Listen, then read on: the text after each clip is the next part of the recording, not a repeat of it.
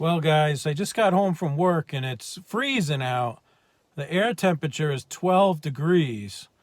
And I was kind of thinking like, wow, wouldn't it be cool to do a cold start video? So let's go see if I can fire up the 8163B. And we'll see how many cranks it takes to start it at 12 degrees. Well, the sun's out. Even though it's 12, it's sunny. Alright, the 8163B is here under the snow-covered tarp, and I don't want to get too crazy here, but I'm just going to see if I can expose the key switch, and I'm trying to think here.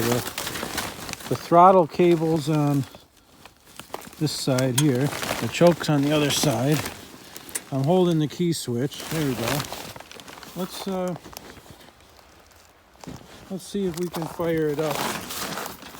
Let's see. I'm feeling under the tarp for the key. Here we go.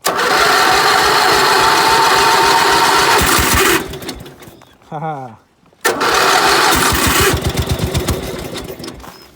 Yeah, baby. Take the choke off.